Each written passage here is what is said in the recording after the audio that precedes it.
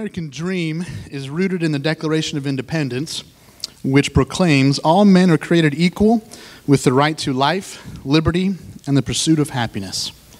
Over the years, this American dream, this ethos of America has morphed in a lot of ways. And it started on January 24th, 1848, an event happened that started this on a different path. Gold was found in California. At the time when gold was found, there were 700 Americans in California. And in just a few years, that population swelled to 350,000. Now, that number is actually a little bit skewed because most of that number was men leaving their families and going out there to try and strike it rich. So lots more families were involved than 350,000. Men borrowed money, they mortgaged their property, and they spent their life savings just to get to California in what we know as the gold rush of 1849. The American dream had become the right to life, liberty, and the pursuit of happiness and wealth. For the first time, wealth was an attainable dream for regular people. The country was caught up in gold fever, though in reality, most didn't strike it rich by going out there. The next morph came in 1862 with the first of many Homestead Acts, which gave free land in the plains to anybody that could cultivate and live on it. 1.6 million homestead claims would be approved over the next few decades. For the first time, most of the country could own their own property. Life, liberty, the pursuit of happiness, wealth, and property. World War I and World War II saw another change in that ethos. GIs returning home didn't want to go to work on the farm, and they chose instead to have factory jobs in the city. And really, with starting after the Civil War, the city population started to swell. And after World War II, suburban neighborhoods popped up in one of the greatest housing booms of our country's history. The mid-1950s saw an economic boom unlike any other in the country before. At the time, wages were good. Families could afford luxuries like all the latest home appliances. For the first time, most homes would have a TV. A dishwasher would be in a lot of homes. And for the first time, this is in the first time in our country's history when people started beginning to buy a second car. Before then, it would be very rare for a family to be able to afford a second car. This era also started the time when families began to vacation regularly, every year, every other year. And here's where we see the base for what our American dream has morphed into today. An excess mentality of owning as many possessions as we can, and the latest and greatest, and keeping up with the Joneses. The origins of that saying, actually this was kind of fun to research, keeping up with the Joneses, the origins of that saying are debated, but most agree that it goes back to a summer home mansion built by Elizabeth Jones in 1853. It was bigger, it was 7,700 square feet. It was bigger and more elegant than anything in the Hudson Valley of New York at that time. In the next 2 decades, neighbors spent a lot of money and time and effort to make their house bigger and more elegant than the Joneses mansion. Hence, they were keeping up with the Joneses. Interesting fact, that mansion is now been empty since 1950s. And it is, I don't know if it's going to be demolished or not, but you can go online and see pictures of it, and it's about falling down right now. So what is at the root of our modern day American dream? It's money. Money and possessions is at the root of most American dreams today. And so that's going to be the topic of our discussion today. Now, before you go and grab your purse and zip it up and check if you got your wallet, we're talking overviews of money. We're not talking about how I need your money or the church needs your money, anything like that today. Though that is an important topic, and we will talk about that later. But money and the related possessions is the second most referenced topic in all of the Bible. And yet most Christians couldn't tell you what the Bible actually says about money. We turn to the Bible for advice on lots of topics, but when it comes to money, most of us just try and wing it, or most of America tries to wing it. Some of us may tune into, say, Dave Ramsey or a podcast, and those things are good. I'm guilty of that. I love listening to those things, and I will do that, and they can be good. And Dave Ramsey has probably helped millions of people, and his material is taught in thousands of churches all around the world at this point. And most of his advice is biblical. And he likes to say that he gives advice that your grandma would give you about money, but in fact, most of it comes straight out of the Bible. So if the Bible talks so much about money, what does it actually say about money? it's such a huge topic that we're not going to be able to dive in very deep. So today we're going to be doing sort of an overview, and I'm going to break it down into 5 sections, and we'll kind of go from there. All right, so we're going to be kind of bouncing around today, and we're going to fly through some of these things. But I encourage you, if you're a note taker, to reference some of these verses. We're going to be mainly in Proverbs. That'll be our base, but we're going to be all over the place today. So today is going to be a good day for a Bible drill. See how quick you guys are on that. So today we're going to find out. And I made a post earlier, I guess it was a week ago. I made a post on Facebook, and I had fun reading the comments. I posed a question. The question was this: what is the worst financial advice that you've ever been given? And I had some interesting responses. A friend of mine from high school says his worst advice he ever got was to buy Bitcoin. Which anybody knows about that. 2017 was huge. Everybody was making lots of money. 2018, all that money was gone. And so his friend told him to invest in 2018. So he lost a lot of that. And so that's a modern day kind of gold rush. Eliseo Hernandez, you guys may remember him. He was the missionary that was here not too long ago from Oaxaca, Mexico. He said that a friend was wanting him to invest in a multi-level marketing business and put all his money into that. Not all multi-level marketing businesses are bad, but a lot of them are just kind of pyramid schemes, and they want, if you have a big old buy-in, that's usually a hint that something is awry there. A number of folks referenced this. They said they got advice on building a credit score, that in today's society you need a good credit score. So the way you do that is to open up a lot of accounts, open up a lot of credit cards, and use them frequently. The problem is that most Americans use them too frequently. Joe White, I don't know if he's in the back or not. No. Joe White jokingly said his worst advice ever was put it all on black, and hopefully he didn't do that. Brian Cunningham said his worst advice he got was to just pay the minimums on his accounts. And I can actually testify to this. I was talking to somebody just the other day about their budget, and they had all their minimums put in there so that they could open up another credit card. I said, no, just try and pay off what you got first, right? A few people also mentioned they were told to stop tithing while they get out of debt. And the world is full of bad advice on money, so let's look at some good advice. Let's look at some biblical advice. So my first section I want to go over is number 1, everything belongs to God. Take a look at Philippians 4:19. It says, "And my God will supply all your needs according to his riches in glory in Christ Jesus." Matthew 6:31 through 33 says this: "So don't worry saying, what will we eat, or what will we drink, or what will we wear? For the Gentiles eagerly seek all these things, and your heavenly Father knows that you need them.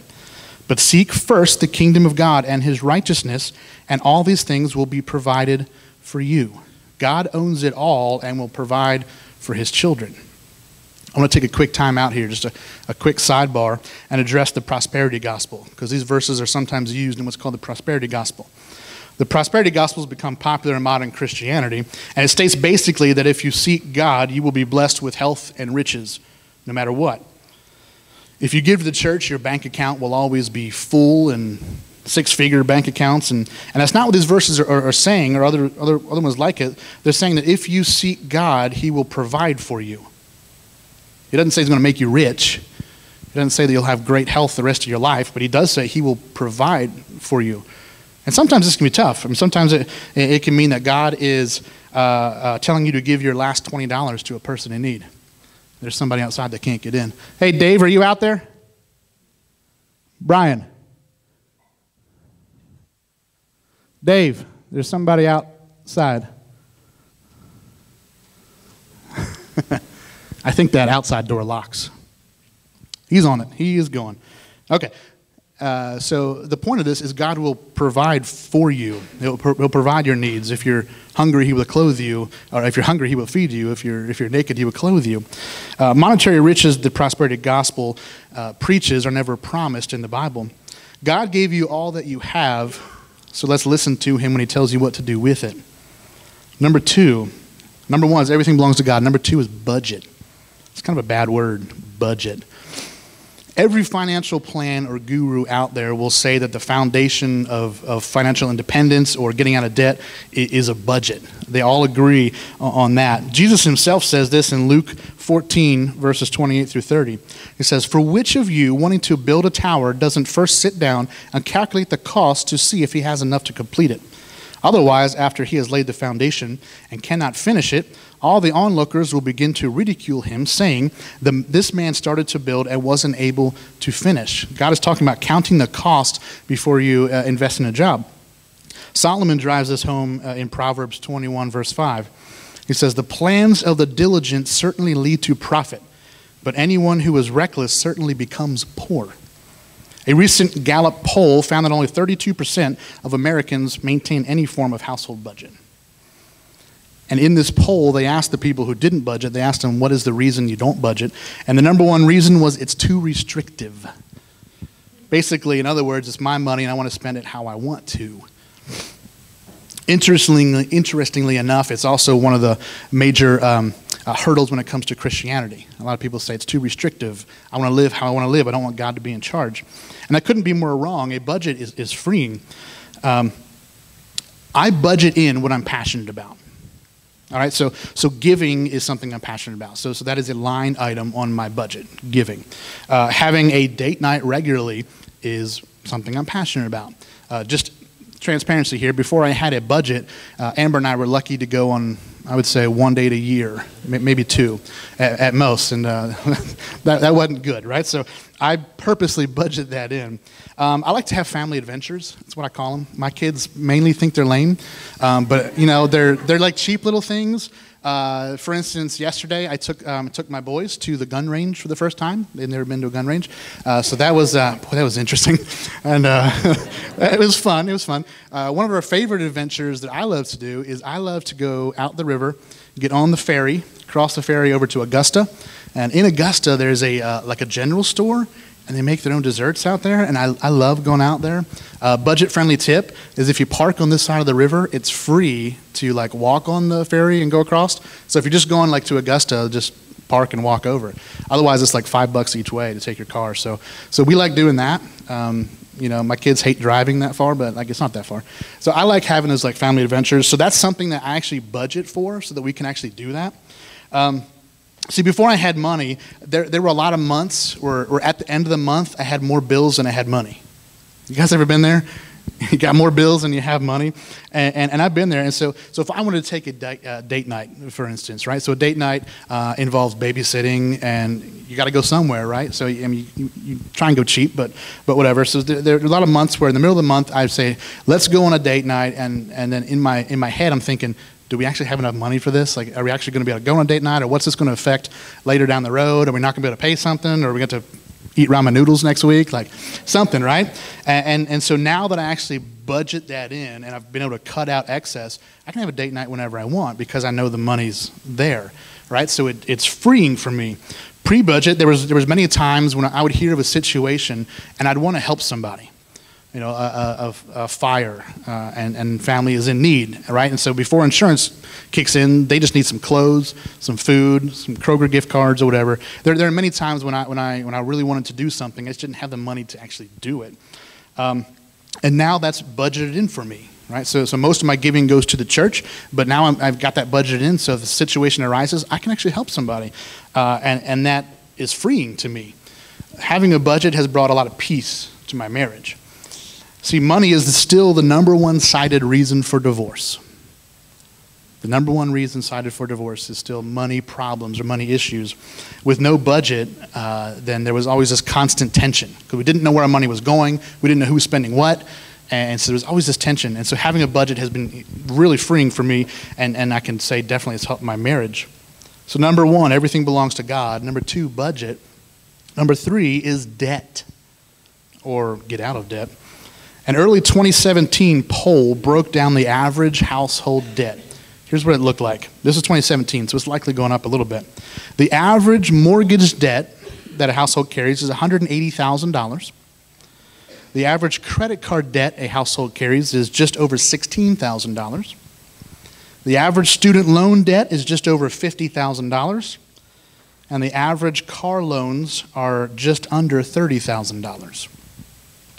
That puts your average household more than $276,000 in debt. Proverbs 22, verse 7 is a pretty famous verse on the subject, and you've probably heard it before. It says, "The rich rule over the poor, and the borrower is slave to the lender." Proverbs 22:26, it says, "Don't be one of those who enter agreements, who put up security for loans. If you have nothing with which to pay, even your bed will be taken from under you." Sort of sounds like a lot of debt collectors. They'll take anything they can if you owe them money. Romans 13:8 says this, "Do not owe anyone anything except to love one another, for the one who loves another has fulfilled the law." Debt is talked about many times over in the Bible, and it's never talked about in a good light. The Bible warns against debt. Just about every verse that talks about debt. Now, it never says that debt is a sin. It's not saying you can't have debt. And in today's society, just about anybody is carrying a mortgage, probably, and unless you're really good with money. And most reputable financial advisors or financial gurus, they would encourage you to get rid of all your debt as quickly as you can and then kind of chip away at your mortgage. Where the budget is freeing, debt is always restrictive. Debt is always restrictive. When Amber and I did our first budget, we took Dave Ramsey's Financial Peace University. We took it twice. We flunked out the first time. So the first time we did it, and Dave talks about, like, you got to do a budget. Unfortunately, Dave doesn't tell you how to do a budget. So we get home, we're like, we got this. So Amber did all the finances at the time, and which is funny because, like, in most relationships, there's one who's better suited for kind of doing that. That would be me. And I wasn't doing it. So Amber was not the best one suited for it. And so it turns out she's the spender. We always thought for years that I was the spender. We found out it was her, and she admits to it now. So we do this budget, and we take out a piece of paper, and she does the old, like, Ben Franklin T diagram. And, like, on the one side, we just put our expenses. The other side, we put our income. And we're like, man, this is looking good. We're doing all right. And then, like, 2 hours later, she's like, oh, I forgot this bill. Put it on there. And then the next day, she's like, oh, I forgot this. Put it on there. So when we got to our end of our actual budget, we had $25 left over at the end of the month. And that was with paying all our minimums on our accounts, and that did not include what we did a lot, eating out. And we're like, $25 does not go very far at all. So we had a horrible first budget. But what it did is it allowed us to see where we were spending way too much. And so we were able to chip that down, right? At the time, we were barely investing in retirement, really at all. We couldn't afford to take a vacation. My mom, thank goodness, she would always invite us on vacation, and just it would be free. It's the only way we could go on vacation. And there was so much that we would have liked to do. We just couldn't afford to do any of it because I was basically paying the credit card companies and the auto loan companies all of my money. So I didn't have anything to do. I didn't have any money left over to do anything. So bottom line is that the Bible warns against debt at every turn. It also says you should pay back your debts. It does speak on that. But bottom line is get out of debt and do everything you can to stay out of debt. Everything belongs to God. Budget, debt. The last two sections are really tied together. Number 4 is investing and saving. 6 out of 10 Americans have less than $500 in their savings account. 6 out of 10 Americans have less than $500 to their name. According to Dave Ramsey, 8 out of 10 people live paycheck to paycheck. And Dave Ramsey has said that if most of these 8 out of 10 people, if they were to miss 2 paychecks, they would be financially ruined. Just think about that for just a moment. Think how close America really is to financial collapse. If something were to happen that would cause a lot of people to miss a paycheck, this country would be in trouble. So we're going to talk about saving and investing. I think that is important as well. And I'm not talking about investing in stock market, though that's certainly something you can do. I'm going to take that a different spin here. Paul says this in 1 Corinthians 16, verse 2. On the first day of the week, each of you is to set something aside and save in keeping with how he is prospering. He's speaking to the churches, and I don't have it up there, but the next verse talks about investing. He's talking about coming around and meeting with the churches, and he's saying, set money aside so that you can help my missionary journey. Proverbs 13:11 says this, wealth obtained by fraud will dwindle, but whoever earns it through labor will multiply it. The world is obsessed with, and this started way before the gold rush, the world is obsessed with get-rich-quick schemes. Have you guys ever had a friend that thinks they know the best investment, or they're trying to get you to invest in something? Or get-rich-quick schemes are everywhere. I'm going to talk you through the parable of the talents. So if you guys want to turn there, we'll be there for about 16 verses. It's in Matthew 25. and it starts in verse 14. It says this, "For it is just like a man about to go on a journey. He called his own servants and entrusted his possessions to them.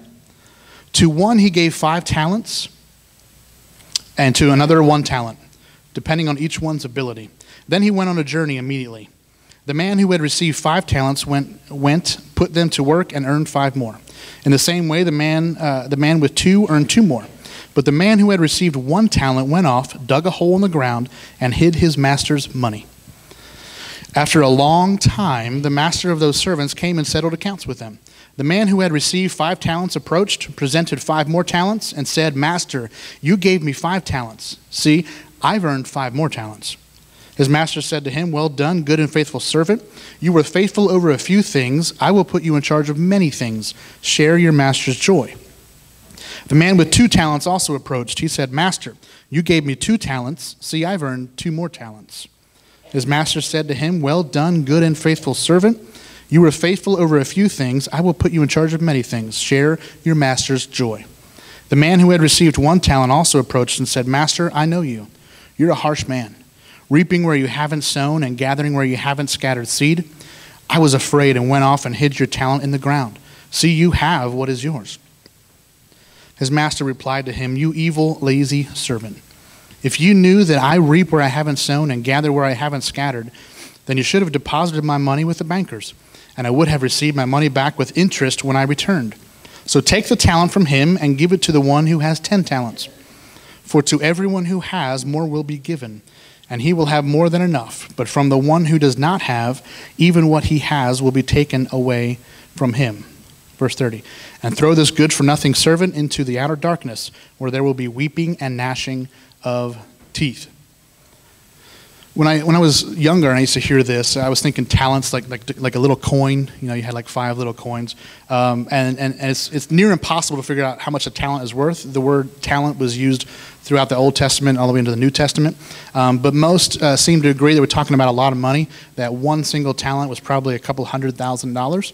So we're talking about big amounts of money here. And I love how D.A. Carson, he sums up these verses. I love how he sums it up. He says this, "It is not enough for Jesus' followers to hang in there and wait for the end. They must see themselves as servants who improve what their master entrusts to them. Failure to do so proves they cannot really be valued as disciples at all." These verses clearly indicate the positives of saving, but they all speak of investing. Now, I can only hope that when my kids get a little bit bigger that I have money set aside, that I'm able to help them start on their adult journey if needed. And I can only hope that I have enough retirement so that Amber and I can enjoy our later years and not be a burden on our kids. But if that's all that I'm saving for, just me and my family, if that's all I'm investing in, I think I've missed the boat tremendously. All of these verses talk about using money specifically to invest in others. We are to multiply what God has given us and use that to spread the gospel around the world. I mean that's our job. That's the Great Commission, right? And so spreading the gospel, it takes money. That's one of the things. It takes lots of things, but one of those things is it takes money. And I want to talk about the last section here, and this ties in directly to investing, and that's how to invest. To invest in the next generation, to invest in those who haven't heard the word of Christ yet. And I'm just going to title it Giving. Number 5 is giving. There's a bunch of verses in Proverbs here I want to point out just really quickly. Proverbs 3:9 says, "Honor the Lord with your possessions and with the first produce of your entire harvest." Proverbs 19 verse 17 says, "Kindness to the poor is a loan to the Lord, and he will give a reward to the lender." Proverbs 28:27, "The one who gives to the poor will not be in need, but the one who turns his eyes away will receive many curses." I really like this one. Proverbs 11:24 and 25. "One person gives freely, yet gains more. Another withholds what is right, only to become poor. A generous person will be enriched, and the one who gives a drink of water will receive water." I really like this one. I looked for the last week and a half, and unfortunately I couldn't find the actual study. But I had read, about a year ago, I had read or maybe heard on a podcast, a study that was done. It was a major study done by a major company or university. And they studied what's called decamillionaires, so people with 10 million and above. And they were trying to see what characteristics they all shared, if they had any characteristics in common. Now, the one rule was that they had to have earned their money themselves. This was not given to them. And so they wanted to see, is there something that drives all of these people? And so they came back to the results, and there wasn't. Characteristics and personalities were all over the map. And they did notice one thing. Part of this questionnaire focused on mental health. How happy are you, or do you deal with depression? And so they found out that was pretty evenly split, which really goes against the whole, that money can buy you happiness thing. And so they decided to look into this further, and so they sent out another survey, and they specifically were looking at the people who were genuinely happy and said they were happy. And so they had found that they all had one thing in common. Near enough to 100% of them had one thing in common. They viewed their money as a tool, and they were all generous with that money. So whether that be giving to a church or a nonprofit or starting their own foundation to help poor children, whatever it was, they were all generous with their money, where the ones who were not very happy, the one key indicator was they were not generous with their money. They held on to their money, kind of like a Scrooge McDuck, So then they said, well, let's open this up. Let's open this up further. So then they take a look at people who had 1 million to 10 million, and that opened up a lot more people. And the same results applied there. And that's as far as the study went, but I imagine that if you took that study and took it down to middle-class America, lower-class America, they would find those same things would apply. The more generous somebody is with their money, the more genuinely happy they are. God calls us to be generous with our income. I really like a book. I give this book out to newlyweds, and I've given it out to some of my family. It's called The Marriage Challenge, and it's written by Art Rainer. And some of you guys in the Baptist world know Tom Rainer. He's a big name. This is his son. He wrote, it's called The Marriage Challenge, and it's all about finances and marriage, and you don't have to be married to read this, but it's a really easy read, and he pretty much follows Dave Ramsey's baby steps, if you're familiar with those. He kind of follows those, but he starts with giving. It is to be intentional and a priority in our lives. And he mentions, like, if you're not giving anything, like, he doesn't say, like, 10%, you got to give, jump right in there. And he said, no, like, just start giving something. All right, to somebody or some foundation or to a church. And he talks about, like, cultivating that over your financial journey. And he talks about being intentional and priority in our lives. When I first made my budget, giving was one of the first things to go on there, that no matter what other debt I would have, that I was able to freely give. And our generosity, biblically speaking, is to be proportional. There's a story in the Bible, and I don't have the verses on there, but it's called The Widow's Mite. And it's this old lady who comes into the church, in the synagogue, and she goes up to the offering, and she drops in what's basically just a few pennies. And Jesus points that out, and he says, I don't remember exactly how the verse goes, but he talks about her faithfulness in giving. And all the disciples are kind of stumped, like, Jesus, she gave like a couple of pennies. And he's like, well, yeah, but that's all she had.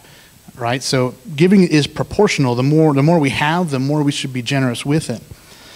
He also called us to be cheerful and sacrificially give. It's kind of a hard one. He was happy with the widow because she gave all she had. Those few pennies meant a lot to her. She gave sacrificially. Some of us feel good when we write a check to an organization or even church, and it's just pocket change. We're never going to miss it. It's just like, here you go. And we don't have the right mindset for it. But God honors sacrificial giving and giving with a cheerful heart. Not someone who feels guilted into throwing $20 into an offering plate because it was passed. That's not a cheerful giver. God honors a cheerful heart. Somebody who gets it. Somebody who says, God, I know this is all yours anyway, so use this to multiply your kingdom. That's what God wants from our giving.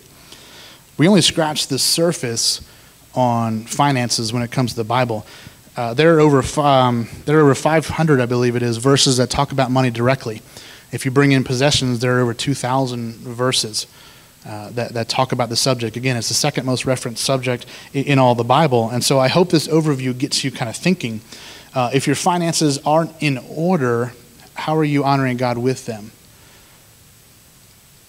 Or are you honoring God with them at all? And so I encourage you to answer that question. Am I honoring God with my finances? We're called to honor God with all parts of our life, and finances is just a little part of it. Am I honoring God with my finances? And I encourage you, if that answer is no, to start. Just start. to start giving something to church, to an organization. I'm not saying it has to be here.